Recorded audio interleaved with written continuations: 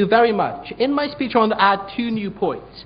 First, I want to look very directly at why it's beneficial for Malaysia to export as much oil as it potentially can, particularly right now. Second, I want to look at safety, why we don't believe the safety issues Tim brings up are particularly relevant, and how we do think they can be controlled.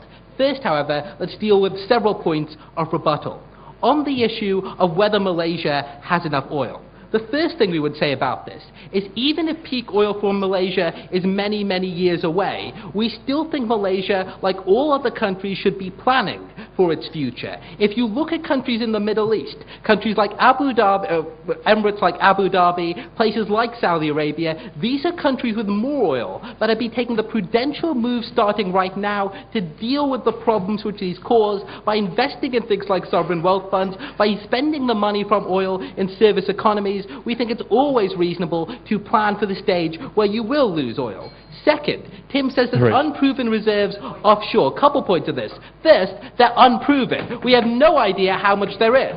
But to the extent we do, we think there are very serious risks of offshore drilling, which I'm going to talk about more. All you have to do is look at, for instance, what happens on the Gulf Coast to know that will necessarily occur. So we don't think that's necessarily the most important argument. But finally, even to the extent that Malaysia does have quite a lot of oil for the years to come, we don't think this is simply a case of them not having oil anymore. They still have that oil. They can still use that as a source of energy. It's not the only source of energy they necessarily will have if you switch to nuclear power. Secondly, on the issues of supply, Tim is right. There probably are only a finite number of people who can sell you out nuclear uranium. But it's far more than just Australia. It's far more than just the United States or Canada. You have places like Congo, or places in Africa, who are more than happy to sell uranium and looking for more and more people to sell the uranium to. It's not simply a case, as he has you believe, of neo-colonialism in those situations. We think there are plenty of countries which are more than happy to supply to a state like Malaysia. We think he's overstated the risks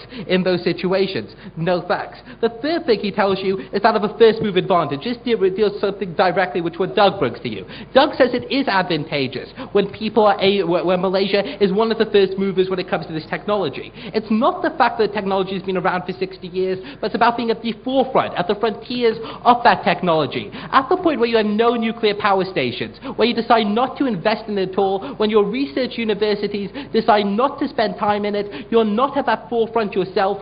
That's where the advantage comes in. That's what Malaysia has opted out of, and that's what we think they are uniquely in a good position to do, given the educational infrastructure which Doug tells you about. So we think that's particularly important.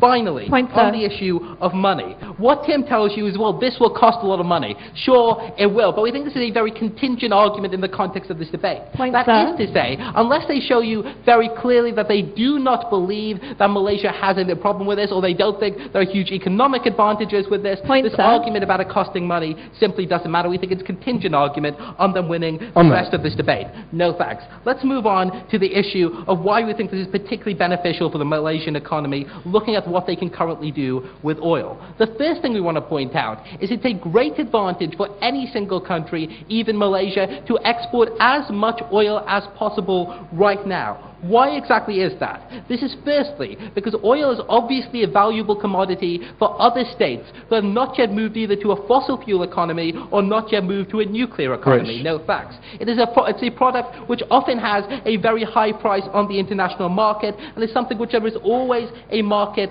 for. There are Far East economies who are always looking for more and more oil and more diversified sources of oil. This is one thing you see with China, which has been looking not only to places in Africa, but also places which aren't the Middle East in order to gain them more and more access to oil. Why is that particularly relevant? Because Malaysia, no facts, is in a particularly good position to export its current oil right now, and in doing so make large amounts of money. That's not just good because that's foreign reserve, which Doug tells you about. It's also money which can be reinvested in the Malaysian economy to buy those kinds of things like infrastructure, which Tim wants to talk to you about. That's where we think the benefit is. No facts. But finally, we think Malaysia's in a better position to do this than say, Middle Eastern states, because Malaysia, unlike those states, desperately necessarily needs oil or necessarily needs energy for itself, because it's a country with a large population, a developing or developed economy, and a more diversified economy than many of those countries. We think it has very serious domestic needs, and that's why it needs energy. The question is, where does it get the energy from? We think other sources are good, because oil, unlike those other sources, can be sent abroad, and that can produce huge economic gains, money which you can spend domestically. We think that's particularly beneficial. No thanks. The final thing actually interacts with something Tim says, where Tim points out quite correctly that one of the great advantages Malaysian firms have is that you have cheap subsidized energy. Fine, subsidized nuclear energy. We don't necessarily think that's a particularly relevant argument when you look at the economic benefits. So let's finally move on to the issue of safety. This deals with the last thing he brings to you, but first. Harish, at the last Australian election, the Labor Party won in part on a policy of restricting uranium to 3 mines. Canada is becoming more radically anti-nuclear, and I'm not sure that Congo's supply is particularly reliable in anything. Why do you think uranium is going to be a reliable or stably priced commodity? Okay, because a few reasons. First, we think those are illustrative examples of some of the places where you get uranium from. Uranium is available from more and more places. So we don't necessarily think that's a huge problem. We think there are plenty of other states in Africa where that is occurring, and we don't think it's simply true for them to claim they are all unstable. So let's move on to the issue of safety. Firstly, Tim points out quite correctly, in France you have 12 nuclear accidents a year. Yeah, you do, but they're all incredibly minor. They don't necessarily compare to the huge problems you have right now with oil or exploitation. If you want to look at things like offshore drilling, and look at the problems that causes on the Gulf Coast, we don't think that on the comparative level on this, that those issues are huge.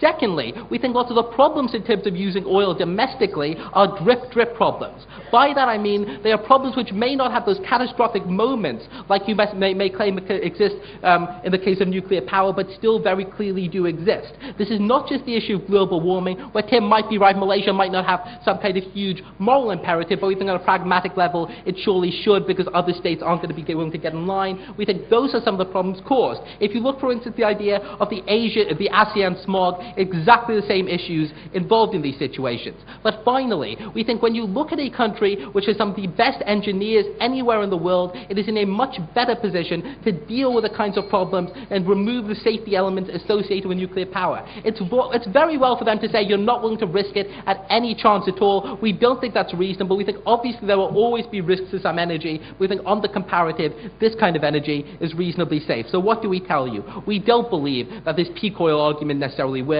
We think it's important that Malaysia makes the transition. We think that's only because of both the global implications, also because of the economic implications, and we do think this is safe. We're very